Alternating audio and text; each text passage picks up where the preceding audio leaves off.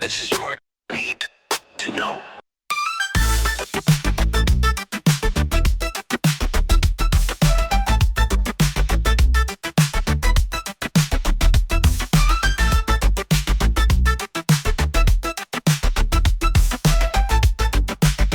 This is your need to know. Ever get that feeling like you're drowning in jargon when trying to wrap your head around these big ideas? Oh, absolutely. Humanism, for instance. Yeah, humanism. It can be a tough one to pin down. Well, that's what we're diving into today. We've got humanism, anti-humanism, and positivism to unpack. 3 big hitters. We'll trace the evolution of these ideas from their roots in the Renaissance to the modern debates. See why they still matter, even today. Because they really do still matter, even if we don't always realize it. All right, so humanism. Let's rewind all the way back to the Renaissance. We're talking a huge shift in thinking, right? Huge. It was a complete cultural earthquake. Instead of focusing solely on divine power, suddenly human potential takes center stage. Right, like hitting the reset button after centuries of a very different worldview. Exactly. And figures like Petrarch, rediscovering classical Greek thought, really helped to plant those seeds for what we now call humanism. Petrarch. So he was kind of obsessed with ancient Greek and Roman texts, wasn't he? Oh, totally obsessed, especially Cicero. And through his work, Petrarch helped shift the entire intellectual landscape. Placing human reason and experience right back in the center. Exactly. But this wasn't just an Italian thing. No, not at all. It spread throughout Europe like wildfire. I think Erasmus. Erasmus of Rotterdam, another rock star of Renaissance humanism. He was all about translating and popularizing those classical works, making them accessible to a much wider audience. Spreading the word. Spreading the word. And then boom. The Enlightenment hits.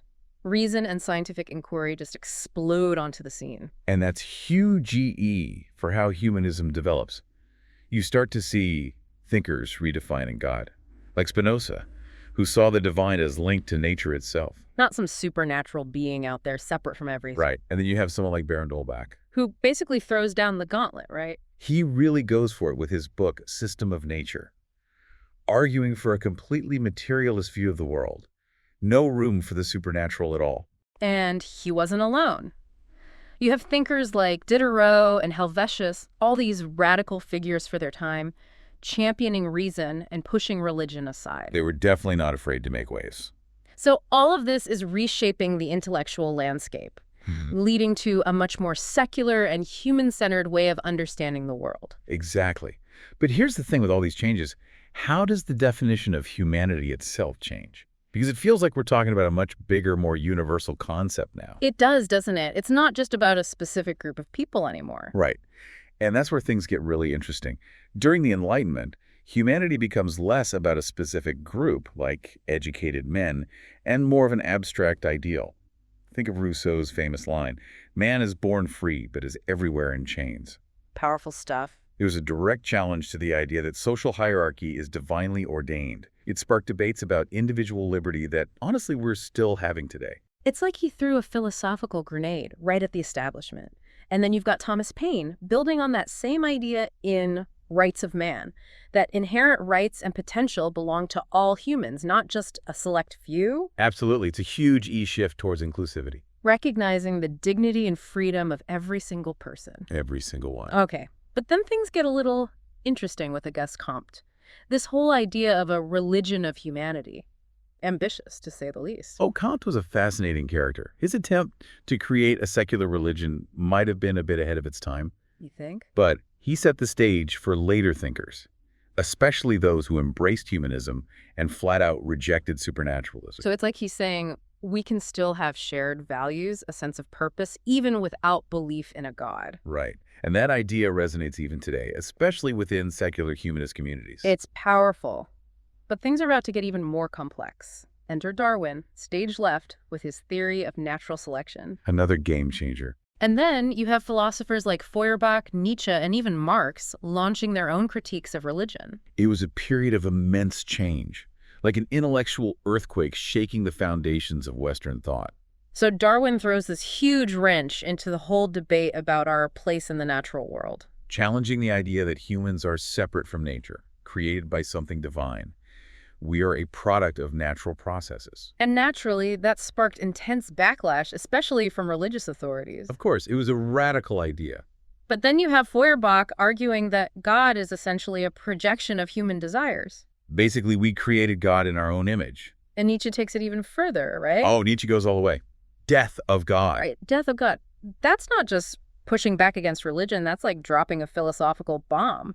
How did people even process that? It was radical, even shocking at the time. I can imagine. He argued that we needed to create our own values and find meaning in a world without this preordained purpose. Okay, so Darwin shakes things up scientifically, and Feuerbach and Nietzsche basically dismantle the whole idea of God. And then comes Marx. Where does Marx fit into all of this? Marx was less concerned with philosophical arguments about God's existence. He saw religion as a tool used to control the working class. Keep them complacent in their oppression. Exactly. A distraction from the real issues: economic inequality and social injustice. So he's saying, let's stop focusing on abstract ideals and look at the concrete reality of how people are actually living. And who holds the power? It's fascinating to see how all these threads, humanism, science, these critiques of religion, come together to create this huge shift towards a more human-centered view. A perfect storm of ideas and historical events that laid the foundation for the modern humanist organizations that emerged later on. Okay, so we've got humanism firmly established, it's growing, but now it's time to bring in the critics, those who push back against those very ideas. Right, the anti-humanist backlash. And this is where things get really interesting. But remember, anti-humanism isn't about being anti-human in this cruel way. It's more about questioning the assumptions and limitations of traditional humanist thought. So it's not about saying humans are bad. It's more like saying, hey, this human-centered view is a good starting point, but maybe it's not the whole story. You got it. And again, Nietzsche plays a key role here. He's a fierce critic of humanism's emphasis on reason. Arguing that objective truth is just an illusion. Just another form of dogma, replacing God with reason as the ultimate authority. So it's like, instead of God said it, so it's true, now it's reason dictates it, so it's true. But for Nietzsche, both are equally limiting. And then there's Marx, who sees humanism as a bourgeois ideology, something that masks the real power structures at play within society. For him, it might sound nice, but it doesn't address the root causes of inequality and oppression. He's basically saying, stop focusing on abstract ideals and look at the concrete realities of people's lives. Okay, so we've got this tension building, humanism versus its critics. But there's another piece of this puzzle we need to bring in: positivism. Positivism. This is where things get a little more, well, scientific. Right. It's all about applying those principles of scientific inquiry to understand the world, even the social world. Exactly. Instead of relying on philosophy or speculation, let's look at observable data, conduct experiments, formulate laws to explain human behavior. Like treating sociology as a hard science. That's the idea. And again, Auguste Comte is a central figure here. Always Comte. He believed sociology could be a science, just like physics or chemistry, with its own laws and principles. And he envisioned sociology as this queen of the sciences. Synthesizing knowledge from all the other disciplines. Yeah. Ambitious guy. He was. And Comte wasn't just talking the talk. He had very specific ideas about how societies evolve. Right. His law of three stages. Exactly. Societies progress through theological, metaphysical, and finally, positive stages. In this final positive stage, scientific thinking would be the driving force for human progress, leading to a more rational and just society. That's the hope. It was a very optimistic view of human potential, you could say. Almost utopian. Like, science will eventually solve all our problems. Well, remember, he was writing in the wake of the French Revolution. There was a lot of hope that reason and science could create a better future. Makes sense. So Comte lays the groundwork for positivism. But who else helped to build on these ideas? One crucial figure is Emile Durkheim, who's considered a founding father of sociology. Durkheim. He took Comte's ideas and ran with them, emphasizing the importance of studying social facts, aspects of social life that exist outside of individual desires and motivations. Social facts. Can you give me an example of that? Sure.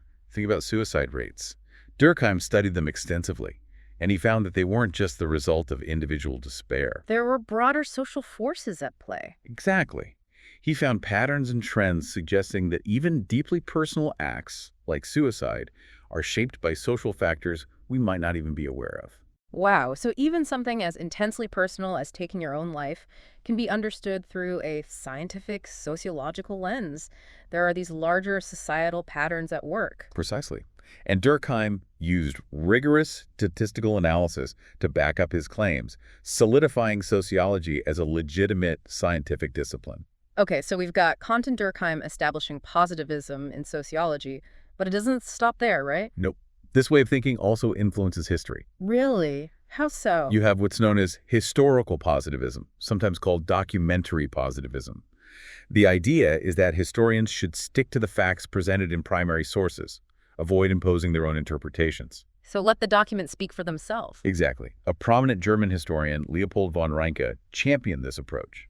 He argued that history could be a science, advocating for a rigorous and objective method. Focusing on primary sources, Yeah. minimizing speculation. Precisely. And this idea of describing history as it actually was became super influential, shaped historical research and teaching for generations. But of course, like any intellectual movement, it wasn't without its critics. Of course not. Later historians argued that complete objectivity is impossible. Our own perspectives always influence how we interpret the past. Right. It's like saying there's no such thing as a completely neutral view of history. We all bring our own baggage to the table. Exactly. And that debate about objectivity in historical research, it's still going strong today. So we've covered a lot of ground. Humanism's rise from the Renaissance, the anti-humanist pushback, the impact of positivism. But where do we go from here? How do these themes play out in our modern world? That's where things get even more interesting. Next time, we'll delve into the complexities of humanism today, exploring its contemporary critiques and all the ways it manifests in the 21st century. This is what you need to know.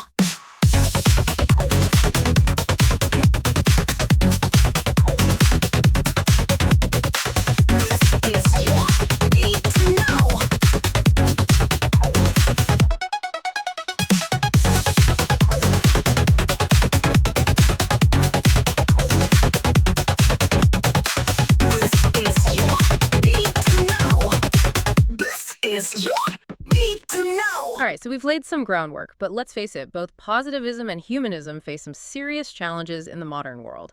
I mean, things have changed drastically since those ideas first emerged. Absolutely. We've seen world wars, rapid technological advancements, powerful social movements, all reshaping how we see the world and ourselves. It's natural for those earlier ideas to be re-examined. Yeah, it makes sense. So let's start with positivism. It seemed like such a dominant force for a while, pushing that purely scientific approach. But what are some of the main criticisms it's up against these days? Well, one of the biggest critiques is that positivism, at least in its more rigid forms, can be really reductionistic, trying to fit those complex human experiences into neat little scientific boxes. Right, missing the nuances, the subjective realities that make us human. Exactly. It's like trying to explain what it feels like to fall in love using a spreadsheet. It just doesn't capture the magic, the emotional depth with just data points and cold hard facts. Totally, you can't quantify everything. And critics argue that positivism often misses the forest for the trees, you know? I see what you mean. It gets so focused on that measurable data that it forgets about the bigger picture, the social and cultural contexts that shape how people behave. Right, so it's not that data and scientific inquiry are inherently bad. It's just that human experience is so much richer, so much messier than what you can capture in a lab experiment. Exactly. It's about acknowledging those limitations. And, this critique also applies to humanism. Moving into the 21st century, we see growing criticism that humanism, especially those traditional forms, can be too Western-centric. Oh, absolutely. Like it's assuming everyone shares the same values, the same aspirations, the same idea of what it means to live a good life. Right, when in reality, those concepts can be understood so differently depending on where you come from, your background, your culture. And it feeds directly into that whole debate about human rights. Oh, for sure. Some see human rights as a triumph of humanist ideals. Others see them as a tool for Western dominance. Cultural imperialism, even. Yeah, it's a very charged debate. Mm. And it reflects the complexities of trying to grapple with humanism on a global scale. Mm. You have thinkers like Talal Saad, for example, who argue that humanism is basically a secularized version of Christian theology. With all the same baggage. Exactly. Colonialism, cultural hegemony, the whole package. So even seemingly positive concepts like humanism can be tangled up in these power dynamics. Absolutely. And it's not just post-colonial critics raising these issues. Feminist scholars have pointed out that traditional humanist thought often leaves women out of the picture. Ah, I see. The focus has been on this very narrow definition of man. It doesn't reflect the full range of human experiences. So even within humanism, there are blind spots, biases that need to be addressed. Right. It's not enough to just say humanism is good and leave it at that. Mm. We need to be more critical. So where does that leave us? Well, that's where post-positivism comes in.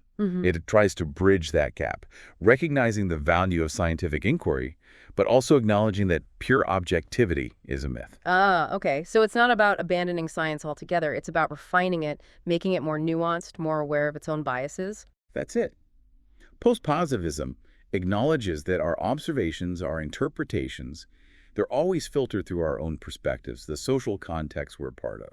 It's a more humble approach to how we produce knowledge. Like saying, hey, we're still going to use data and rigorous methods, but we need to be upfront about the fact that we're not these neutral observers hovering above it all. Exactly. We're part of this world we're trying to understand.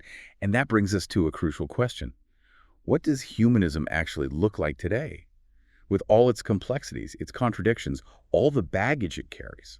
It feels like humanism itself has become this maze with all these different paths, these different interpretations, competing for attention. It really has. You've got religious humanism trying to integrate those humanist values with existing religious beliefs, often finding common ground in ethics and social justice. It's not an all-or-nothing situation, then. Nope. You can be religious and embrace humanist ideals. And then, of course, you've got secular humanism, which rejects the supernatural altogether, basing its ethics on human reason and experience. And then there's ethical culture, right? Right. Focusing on those ethical relationships and building a more just, compassionate society, regardless of your religious beliefs. So there's a whole spectrum of humanisms out there. But even with all these differences, there seems to be this common thread, this commitment to human flourishing, to individual autonomy, social justice, using reason and evidence to guide us. That's a great way to put it.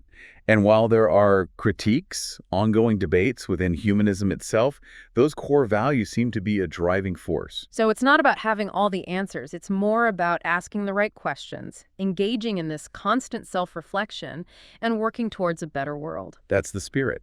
This ongoing conversation, not a set of doctrines carved in stone. And that leads us to our final point. Can we even define humanism? I mean, we've seen how much the term has evolved, how different historical forces and intellectual debates have shaped it. Is there even a single definitive answer? That's the million-dollar question, isn't it? Some would say no. And they might even argue that this lack of a rigid, fixed definition is actually a good thing. It allows humanism to adapt, to respond to new challenges, to incorporate new perspectives. So it's not a dogma, it's a conversation. A way of engaging with the world, with curiosity, compassion, a commitment to making things better, whatever that might look like in different situations. You nailed it. And that's the perfect transition to our last part of the deep dive. We'll explore those lingering questions, those open-ended possibilities, as we wrap up our exploration of humanism.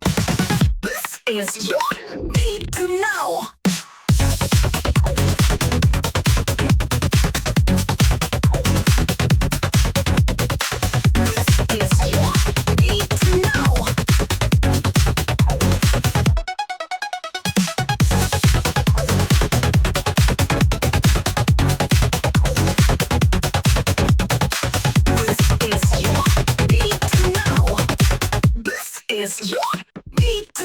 It's funny, right? We spend all this time breaking down a concept like humanism, and it still feels kind of slippery, hard to grasp. I know.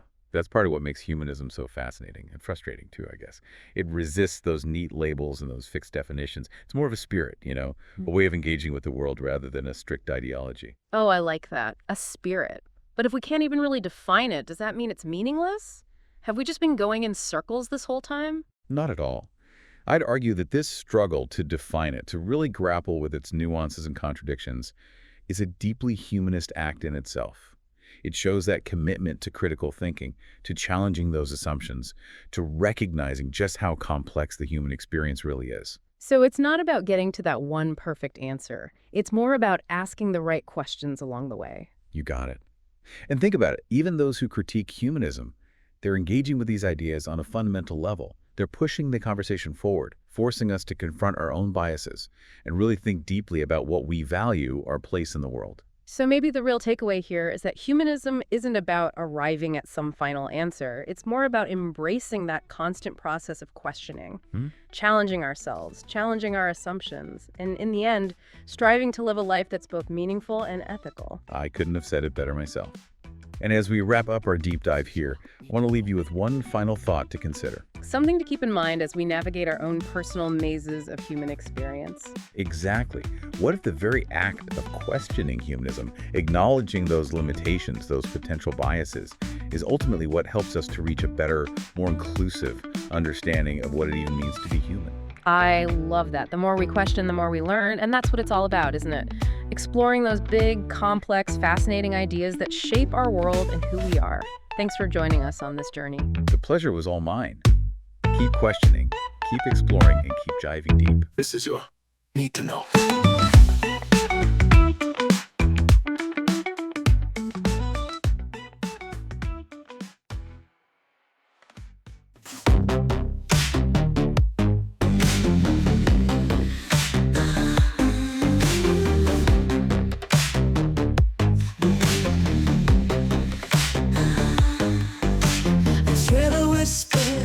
Twisted in the dark, fingerprints smudged on shattered glass. Footsteps soft so the ground won't crack. Every move is a step too far. Always forward and never back.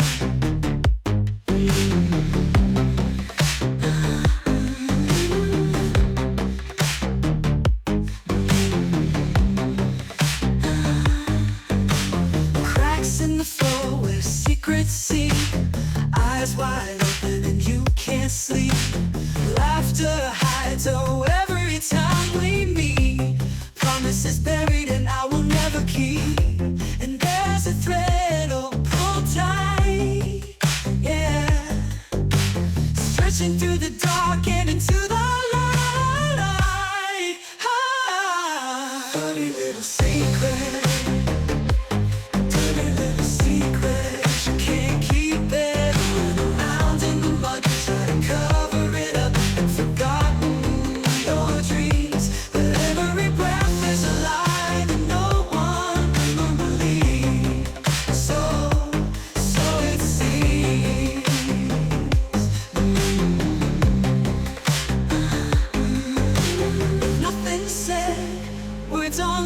And the air feels dead. Broken mirrors all reflect the red. Every glance your eyes give you away. Oh yeah. Oh, oh. Dirty little secret. Dirty little secret. You can't keep it.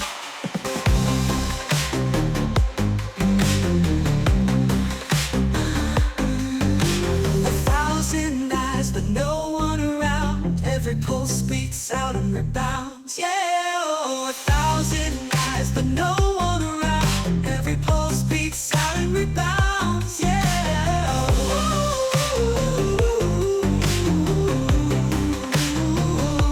oh, oh, oh.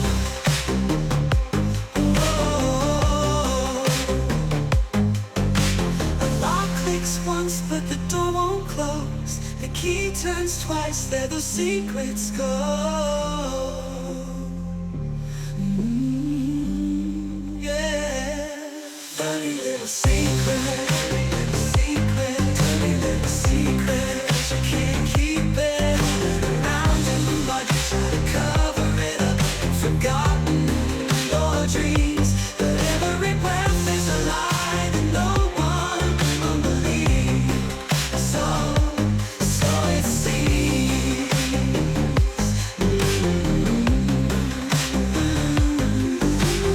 Nothing said, words on lips, and the air feels dead. Broken mirrors all reflect the red. Every glance your eyes give you away. Oh yeah. Oh, oh. Dirty little secret. Dirty little secret. You can't keep Every pulse beats out and rebounds. Yeah, oh, 1,000 eyes, but no one around. Every pulse beats out and rebounds. Yeah, oh,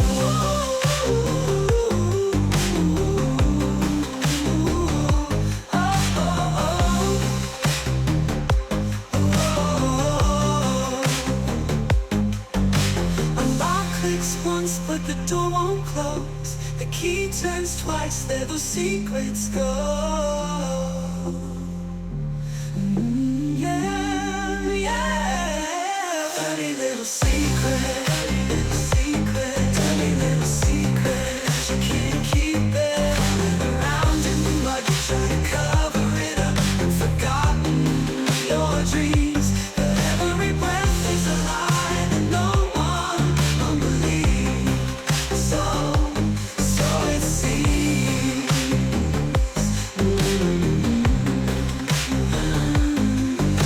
But nothing said, words on lips, and the air feels dead. Broken mirrors all reflect the red. Every glance, your eyes give you away. Oh, yeah. Oh, oh. Dirty little secret. Dirty little secret. You can't keep it. Dirty little